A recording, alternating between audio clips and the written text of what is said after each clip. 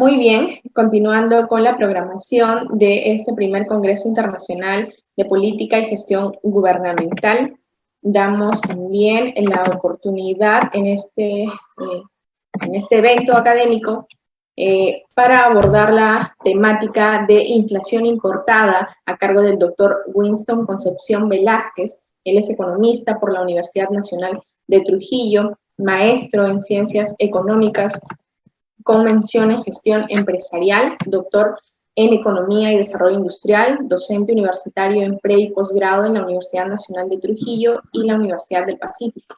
Experto en contrataciones y adquisiciones del Estado, cuenta con certificación OCE como analista de contrataciones, ponente, conferencista y capacitador en jornadas de investigación científica, ley y reglamento de contrataciones y adquisiciones del Estado, casuística aplicada, metodologías y estrategias para los procesos de enseñanza-aprendizaje, presupuesto público, gestión de calidad, entre muchos otros. Doctor Winston, muy buenas noches, qué alegría tenerlo aquí en este evento académico. Muy buenas noches, muy agradecido, Loriati, por la invitación y por la oportunidad de estar reunido con ustedes el día de hoy. Gracias, profesor. El tiempo es todo suyo. Bien, muy amable. Voy a compartir mi pantalla para mostrar unas diapositivas. ¿Me confirma, por favor, si está visualizando las diapositivas?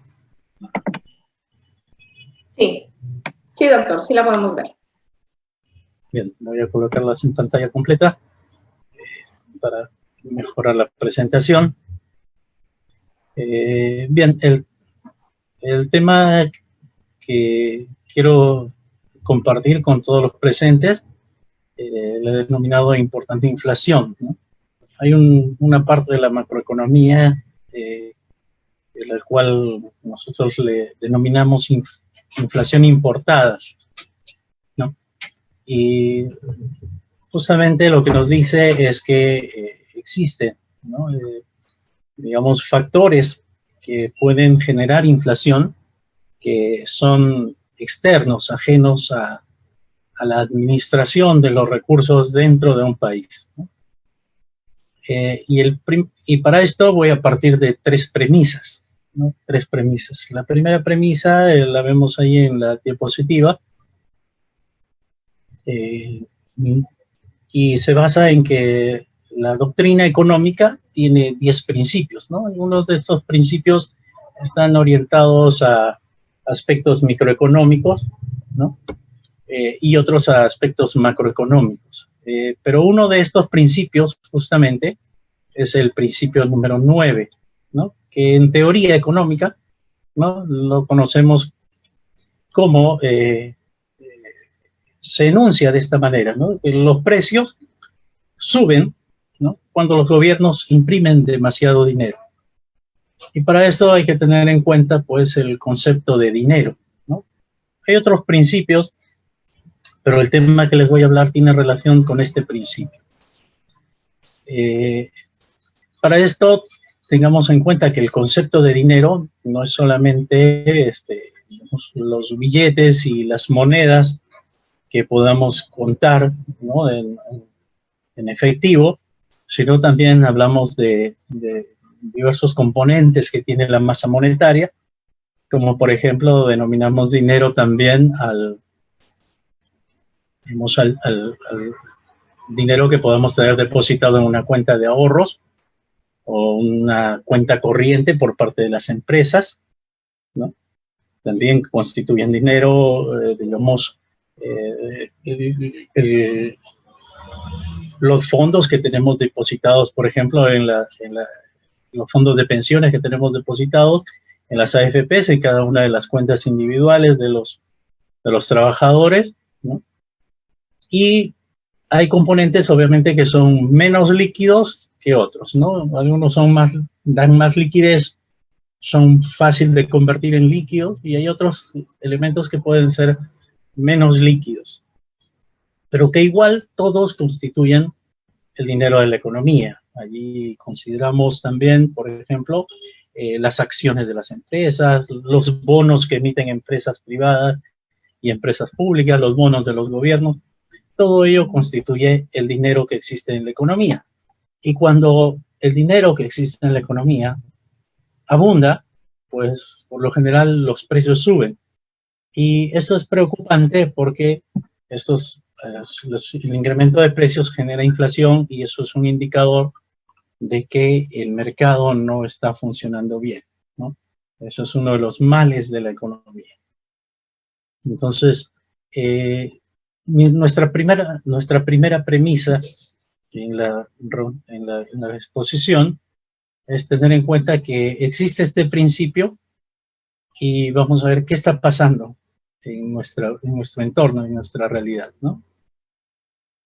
La segunda premisa que yo quiero señalar es, pues, considerar que en el entorno existe demasiado dinero. Y esto porque cuando estudiamos el sistema monetario internacional, vemos pues que el mundo está organizado en bancos centrales, ¿no? Y existe un sistema financiero internacional, donde la Reserva Federal de Estados Unidos es uno de los organismos, digamos, más importantes, ¿no?, dentro de este sistema financiero internacional, ya que Estados Unidos produce dólares, ¿no? Y el dólar es una moneda de uso mundial. Entonces, en este sentido, destacamos como segunda premisa el hecho de que la Reserva Federal en la actualidad, y bueno, y no solo en la actualidad, sino ya en los últimos 10 años, viene imprimiendo demasiado dinero, ¿no? Es decir, aquí invoco una noticia, ¿no?, citando a la Deutsche Welle, que nos dice que el Departamento de Tesoro de Estados Unidos anunció, ¿no?, que emitirá obligaciones de deuda por un récord de casi 3 billones de dólares en el segundo trimestre, como una cuota, ¿no?, una cuota, porque no es la única emisión, ¿no?, esta es la que se anunció en mayo, para financiar el plan de reactivación de la economía, la cual se encontraba paralizada por la pandemia, ¿no? Se detalla que Estados Unidos está emitiendo pues 3 billones de dólares en deuda pública, ¿no?, en otras palabras, en bonos, ¿no? Y esto significa pues que es un monto altamente considerable. Para tener una idea, estos 3 billones de dólares equivalen al 15% del PBI estadounidense y equivale a 2 veces el PBI de España, ¿no?, y equivale a 3/4 partes el PBI de Alemania, ¿no? Entonces, este volumen de dinero es extraordinario y además es una cuota que pocas veces, digamos, se ha visto, ¿no? Incluimos esta imagen que nos muestra un ranking, ¿no?,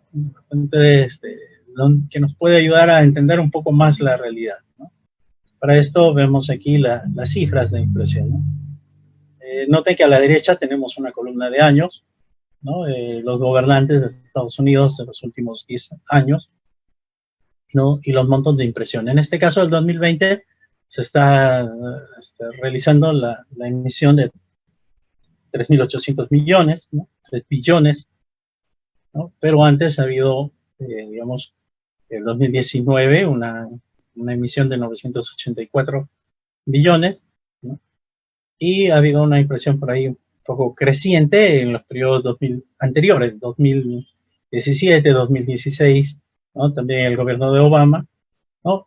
Y podemos comparar más aún esta cifra cuando vemos la crisis anterior, ¿no?, la crisis financiera del 2008, ¿no?, la crisis que se originó por las hipotecas subprime, ¿no?, que arrastró además a una crisis financiera internacional y donde el gobierno de Bush en ese entonces, ¿no?, creó un plan de rescate con una, digamos, emisión en este caso, de una serie de paquetes económicos sucesivos, ¿no?, que en el 2009 llegaron a 1.400 a 1.4 billones, ¿no?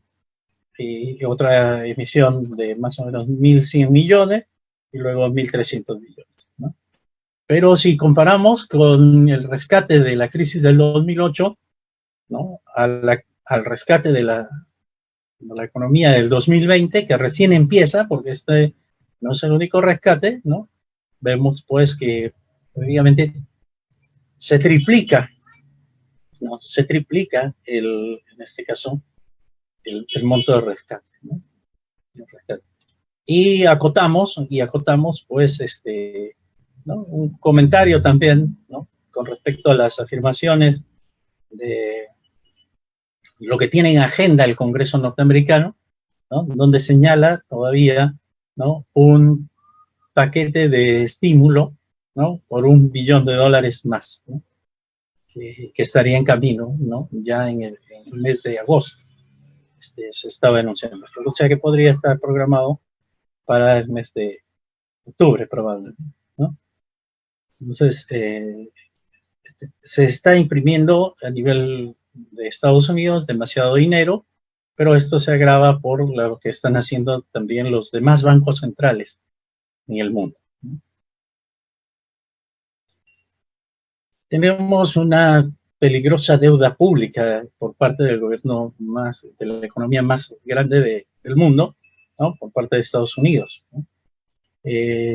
Para tener también una idea con respecto a la tercera premisa, que es esta peligrosa deuda pública del gobierno de Estados Unidos, señalo que comparativamente el 29 de junio del 2011, después de haber Estados Unidos repuesto de la crisis financiera del 2008, la deuda pública total de Estados Unidos era de 14.46 billones de dólares, y esto correspondía aproximadamente al 98.6% de su PBI, ¿no? Del PBI del 2010, del periodo previo, ¿no? Pero en la actualidad, ¿no? Y esto es un dato que he sacado el día de hoy, ¿no? Obviamente, en el 2020, al 25 de septiembre, el día de hoy en la mañana, la deuda pública estadounidense ascendía a 26.8 billones. Y esto obviamente está respaldado en bonos, ¿no? Equivalente al 123% de su PBI, ¿no? Es decir, ya superó el valor de su PBI. Y estos datos se pueden consultar, ¿no?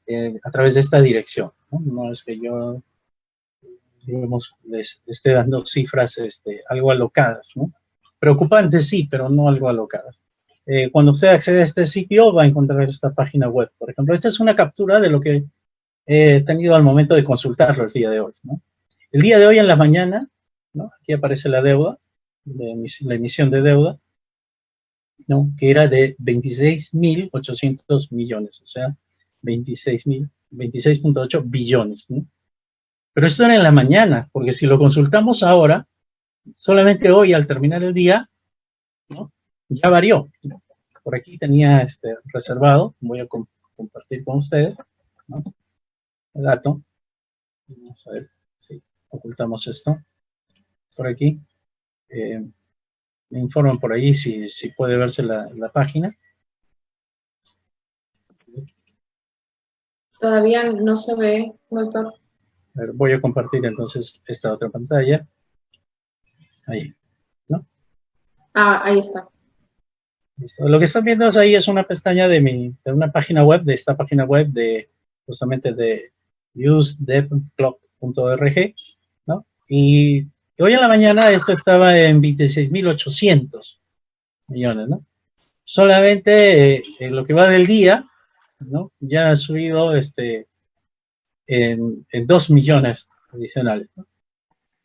¿No? Tenemos ahí, perdón, 2.300 millones, ¿no? En lo que va del día ha subido en 2.300 millones. Y ustedes podrán comparar, ¿no? Y sigue creciendo, ¿no? Y sigue creciendo, ¿no? Entonces, esto, vuelvo a repetir, es un elemento preocupante, ¿no? En cuanto a la emisión de deuda pública del gobierno de Estados Unidos, ¿no? Ahí pueden ver en este caso la pantalla de de hoy en la mañana. Teníamos una cifra redonda de 26.800 billones y ahora tenemos pues ya 26.802 billones en menos de 24 horas, ¿no? Bien, entonces, esta ha sido nuestra premisa, ¿no? Nuestras tres premisas, ¿no? Pero si nosotros revisamos cifras de inflación, si revisamos cifras de inflación nos vamos a encontrar pues que no se ha producido, ¿no? O sea, ¿qué está pasando? El principio de economía número 9 no se está cumpliendo, ¿no? Es una ley que no se está cumpliendo. ¿Por qué no se está cumpliendo, no? ¿Por qué Estados Unidos emite dinero y no se genera inflación? Es la pregunta que nos planteamos. Y en realidad buscamos una respuesta. En este caso, no hay una respuesta, hay tres respuestas, ¿no? Tres respuestas. La primera, bueno, por aquí parecer un error en la diapositiva, no, algo faltó ahí. La primera es que no se ha generado inflación porque actualmente la economía de Estados Unidos está recesada. Y como afirma Jerome Powell, el presidente de la Fed, ¿no? La economía absorbe gran parte del dinero que se está emitiendo. De no emitirse, obviamente, la economía caería, ¿no? En una depresión, ¿no? Hasta tocar un fondo, ¿no? Entonces, se justifica la emisión en el sentido de que la economía podría derrumbarse si esta no se realiza, ¿no? La segunda respuesta a esta pregunta de por qué se emite dinero y no se genera inflación es que la Fed ha generado, como mencionaba el expositor que me antecedió, ¿no? Que el interés está muy bajo, ¿no? El interés está casi a cero, ¿no? Donald Trump varias veces ha planteado el interés, la Fed lo fija a tasa cero, pero en realidad no está cero, pero está casi cero, ¿no? Y en algún momento se ha expresado la voluntad de si es posible que el interés sea negativo, ¿no? Es decir, te pago porque recibas dólares, ¿no? O sea, rematar los dólares. Te vendo $1.000.000 a 990.000, por ejemplo. Entonces, quien lo compra, compraría la banca. Entonces, el interés está, por ahora no estamos en ese contexto, pero estamos en un contexto donde el interés es cero, ¿no? Y por eso es que, digamos, el mercado está ávido de comprar deuda pública. Se compra deuda pública, se compra también, compra deuda de empresas también, ¿no? Incluyendo bonos, ¿no? Una noticia relativamente reciente, las puedo encontrar y compartir con ustedes aquí también, por ejemplo, ¿no? En este caso, si compartimos aquí, en este caso, esta es una noticia de hoy, me confirman si están viendo mi página web. No la he incluido en la diapositiva porque son datos que son indicadores pequeños, ¿no? Y es que Alphabet realizó la mayor emisión de deuda de su historia. Esta es una noticia del principio de agosto, ¿no? ¿Y quién es Alphabet? Alphabet, pues, es Alphabet Inc. es la empresa de Google, ¿no? Alphabet ha realizado la mayor emisión de deuda de su historia. Y no es la única, ¿no? También hay emisión de deuda por parte del sector privado, ¿no? Si ustedes observan aquí la noticia, a ver, ¿no? Vamos por aquí. JP Morgan, ¿no? Es un gigante del mundo de la banca y de las inversiones en Estados Unidos, ¿no? Ha realizado la mayor emisión de deuda bancaria de la historia, ¿no? ¿Y esto por qué? Porque están comprando justamente así deuda de otros países, ¿no? ¿Qué ha hecho JP Morgan? Ha salido a comprar la deuda que ha emitido, por ejemplo, en este caso, Arabia, ¿no? había emitido deuda y he salido a comprarla. JP Morgan de esa manera desbancó al registro que tenía HSBC, ¿no? Que en el 2016 colocó más de 8.000 millones. En este caso, JP Morgan ha, digamos, generado, ¿no?, una operación de más de 10.000 millones de dólares en bonos senior, ¿no? Y el mercado sigue ávido de comprar deuda, ¿no? Se compra deuda. Hoy en día ese es negocio, comprar deuda, ¿no? Creo que ahí están viendo mi pantalla. Todavía sí. Y por tanto, voy a regresar aquí a la diapositiva y podemos ver, pues, que en este caso, otro de los motivos por el cual no se genera inflación es justamente esto, ¿no? El tercer motivo es porque el dólar es una moneda mundialmente aceptada, ¿no? La tercera respuesta a la pregunta es debido a que el dólar es una moneda mundialmente aceptada. Y como tal, pues los dólares que se emiten no se quedan en Estados Unidos. Están saliendo a través del sistema financiero internacional, están saliendo a todos los países del mundo, ¿no? Y se está produciendo un efecto acelerado muy parecido a lo que ocurrió en el año 2008 con las hipotecas subprime. Sino que las hipotecas subprime tenían una característica y es que su distribución fue paulatina, lenta, gradual, o sea, en un periodo de 10 años, ¿no? En este caso, y lo riesgoso era justamente de que las hipotecas, los bancos estaban comprando deuda, ¿no? Deuda de hipotecas. En este caso, estamos viendo que se está generando una burbuja del mismo tipo. Es decir, se está comprando deuda, ¿no? Se está comprando deuda. En el mundo se está moviendo y se está emitiendo dinero y se está gastando, pero exclusivamente para comprar deuda, ¿no? Títulos, valores de deuda. No se están comprando activos, no se están comprando bienes, se está comprando deuda exclusivamente, ¿no? Y esto se está repartiendo en el mundo, pero además de forma muy veloz, muy acelerada, ¿no? Los dólares no se quedan en Estados Unidos. ¿Quién de los que nos están escuchando, ¿no?, no está de repente por ahí deseando tener unos dólares en el bolsillo? Siempre buscamos acrecentar la tendencia de hoy. Pero esto puede tener hay que tomar cierto cuidado, ¿no? Para esto quiero invocar, ¿no?, como un medio de alerta esta noticia, ¿no? Esta noticia, ¿no? Es una analogía para entender un poco lo que pueda ocurrir. La he denominado así, la estafa del vómito, porque en realidad la estafa o fraude del vómito es una modalidad de estafa que está ocurriendo en el mundo con los clientes de Uber, ¿no? Uber, el servicio de taxi, ¿no? Y que básicamente consiste en lo siguiente, ¿no? Esta es una noticia de la BBC, ¿no?, que nos hace referencia a en qué consiste el fraude del vómito. La noticia del fraude del vómito nos dice que los clientes de Uber, pues, están llevándose una muy desagradable sorpresa, ¿no?, cuando usan este servicio, porque se está produciendo justamente este tipo de fraude. Y consiste básicamente en que las personas que utilizan el servicio se convierten en víctimas cuando realizan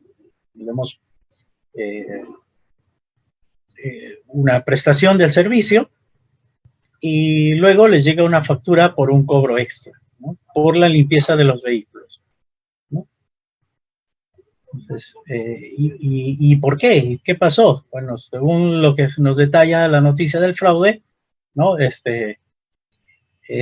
las víctimas del fraude realizaron el viaje, ¿no?, y luego recibieron una notificación donde se les hacía conocer de un ajuste en la tarifa que debían pagar y donde se incluía además un cargo por limpieza debido a que ensuciaron el interior del auto con vómito. Incluso muchos conductores, nos dice aquí, presentan fotos como prueba de que el auto estuvo sucio, ¿no? En el caso, nos pone un caso de una mujer en Australia que hizo un viaje de 9 minutos en el que tuvo una amena charla con el conductor, pero luego le vino una factura por pagar por $150, ¿no? Y unas fotos que probaban el desastre en el vehículo que supuestamente ella había hecho, pero que en realidad, ¿no?, muchas veces no son realizadas por el conductor, sino que han buscado una manera digamos, socios de Uber, ¿no?, para poder cobrar más, facturar más, ¿no? Y no hay como, en este caso, como el usuario pueda defenderse, ¿no? Bien, ¿qué tiene de análogo con el tema que estamos viendo ahora? Bueno, pues es que en general los bancos centrales en el mundo han optado por la emisión monetaria como una medida, como la base, como la medida básica para poder enfrentar justamente esta crisis que se ha derivado del SARS-CoV-2, ¿no?, o llamado COVID-19, ¿no? Y que esta medida que están tomando es un foco de una espiral inflacionaria, ¿no? En este caso, la Reserva Federal de Estados Unidos, la Fed, el Banco Central Europeo, ¿no?, el Bank of England, el Banco de Inglaterra, ¿no?, que es el Banco Central de Inglaterra, los bancos centrales de diversos países desarrollados y los demás bancos centrales de los países en desarrollo, así han tomado la misma medida, ¿no? Esto se está volviendo digamos, una política que han tomado la mayoría de gobiernos, de bancos centrales, ¿no? Pero recuerden que los bancos centrales, además, por lo general son autónomos, ¿no? Y han tomado las medidas, pues, de inyectar dinero a la economía, ¿no?, para personas, para empresas. Pero ¿qué va a pasar cuando la actividad económica se restablezca? Sencillamente lo que vamos a tener es un desequilibrio financiero por un exceso de dinero en la economía. A eso algunos economistas le denominan el dinero de helicóptero o helicopter money, ¿no?, que equivale a la figura de arrojar dinero desde un helicóptero a la ciudad, ¿no?, que a través del cual se otorga dinero directamente a la población, ¿no? Y eso tiene relación con la estafa del vómito porque por ahora parece que nos dan un servicio, ¿no? De hecho, muchos usuarios están esperando a ver si me ha salido mi bono, ¿no? Las empresas están buscando ver cómo acceder a los créditos y a los financiamientos. De hecho, el amigo Ángel Polo nos decía, ¿no?, que existe mucho dinero en la economía, el dinero ahora sobra, ¿no? Las tasas de interés están muy bajas, ¿no? Y es que, al igual que Uber, por ahora parece que nos dan un servicio, ¿no?, a un precio muy barato, muy conveniente, muy bajo, muy bueno, pero mi alerta está en que pueda luego venir la cuenta, ¿no? Y la cuenta puede venir algo elevada, como el fraude del cual reciben los clientes de Uber, ¿no? ¿Y en qué consiste esa cuenta? Bueno, eso es lo que se denomina la inflación importada.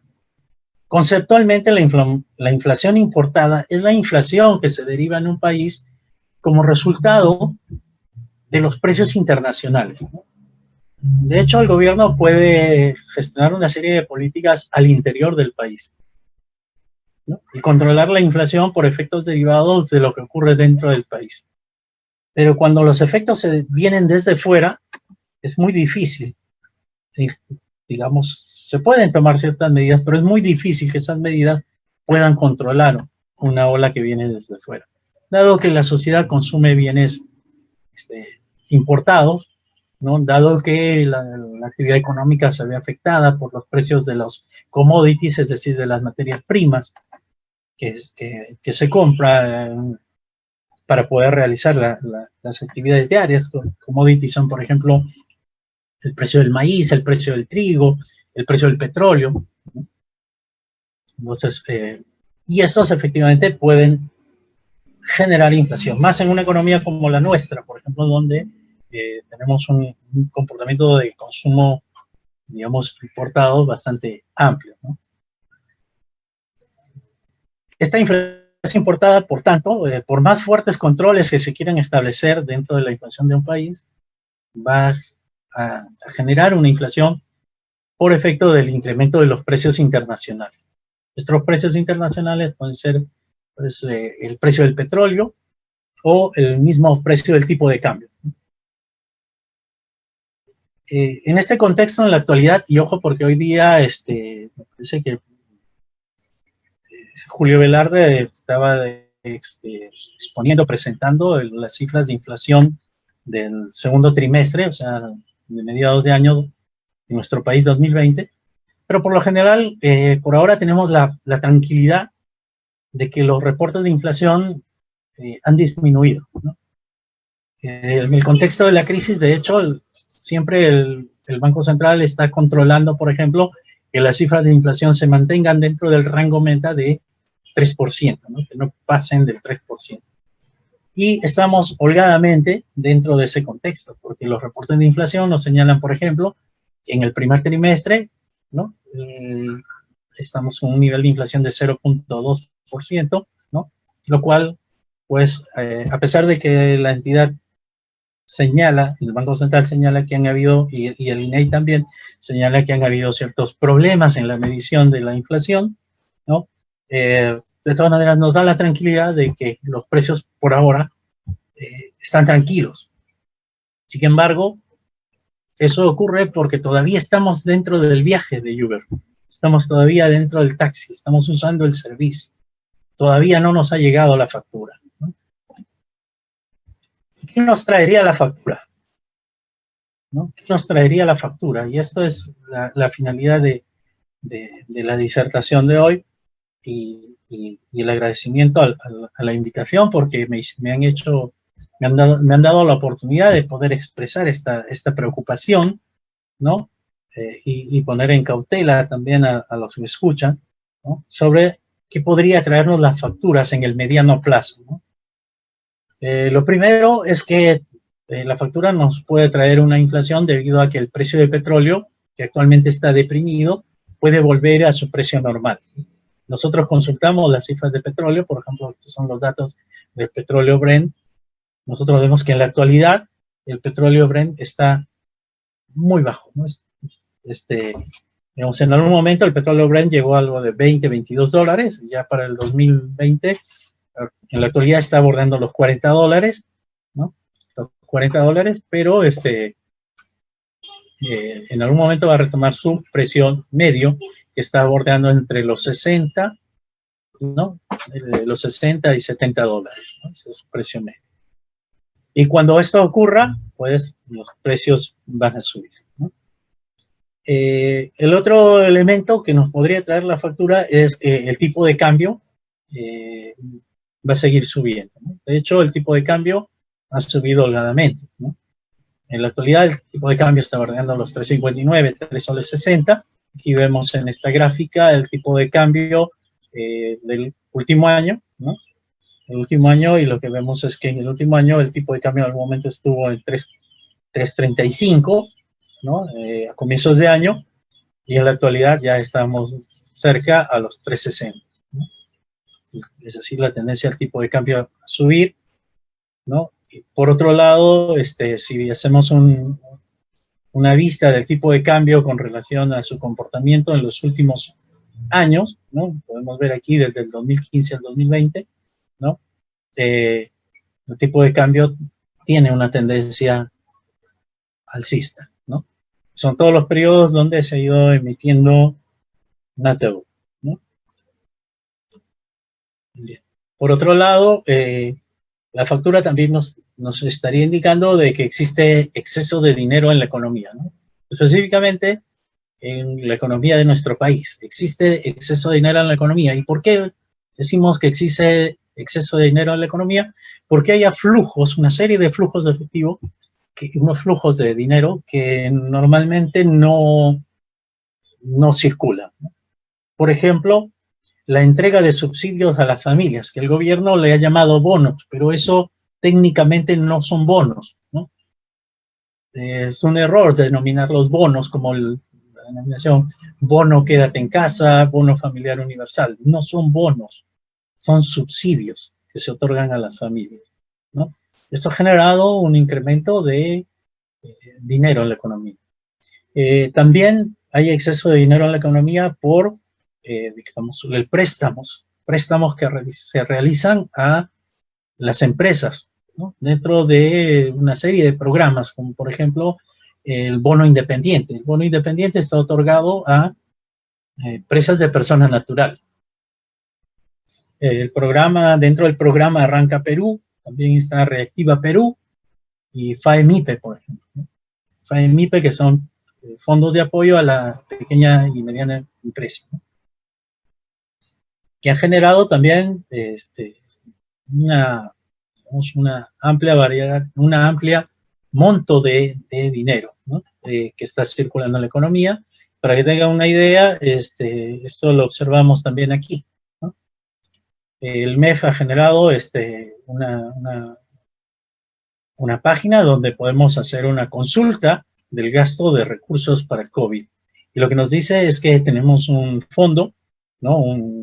un presupuesto de 21.300 millones para enfrentar el COVID, y además este fondo está creciendo, ¿no?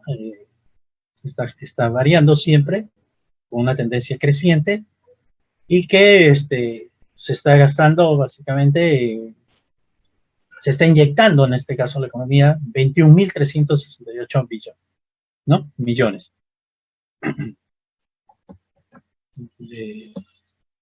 Y donde el mayor monto de ese gasto está destinado justamente a los subsidios, ¿no? A los subsidios. El tercer elemento es, también consideramos que hay exceso de dinero debido a que el Banco Central de Reserva está inyectando liquidez a los bancos por un monto de aproximadamente 30.000 millones a una tasa de interés de 0.5% anual para que estos se canalicen a las empresas que lo soliciten. En créditos que pueden ser pagados en 3 años y hasta con 12 meses de gracia, ¿no? Y esto genera también un exceso de dinero en la economía. Y agregamos a esto temas como el retiro de las AFPs, ¿no? Han habido programas de retiro del 10% de los fondos, retiro del 25% de los fondos, y hay propuestas de que esto siga aumentando, ¿no? Hasta en algunos casos que se puedan retirar hasta el 100% de algunos de los fondos, ¿no? Entonces, como consecuencia, la inflación va a subir por efecto de precios internacionales de materias primas y del tipo de cambio. Esto va a generar que los precios de los alimentos suban y que los precios de las acciones y otros títulos de valor caigan, ¿no? Y esto, ¿cómo se denomina en este simple párrafo? Eso se denomina crisis económica, ¿no? En el mediano plazo. Y por ahí la voz de precaución, de alerta, ¿no? Porque yo sé que ambicionamos de repente seguir, acumulando dólares o de seguir queriendo acceder a un crédito porque el dinero abunda, ¿no? Pero cuando estamos siguiendo esa conducta, yo siempre le digo, yo como docente a veces siempre les recomiendo a mis estudiantes conocer bien las reglas de juego, porque cuando conocemos las reglas de juego sabemos cómo jugar, ¿no? Si conocemos bien las reglas de juego, a veces podemos hacernos un autogol. Creemos que todo es correr tras la pelota y echar la pelota al arco, ¿no? Pero eso podría generar que hagamos un autogol. Hay que conocer las reglas de juego completas y eso va a determinar nuestro comportamiento en la economía, ¿no? Esto nos va a llevar inclusive a un círculo vicioso porque la emisión va a seguir incrementándose para sustentar siguientes pagos de deuda. Las empresas podrían llegar a cerrar como consecuencia de esta crisis económica y el gobierno nos va a decir lo mismo que Uber, ¿no? Es decir, el problema se justifica en tus estados financieros, ¿no? Tus estados financieros te ponen en rojo y yo soy el bueno porque te ofrezco el rescate, ¿no? Te ofrezco un rescate económico, te ofrezco un crédito.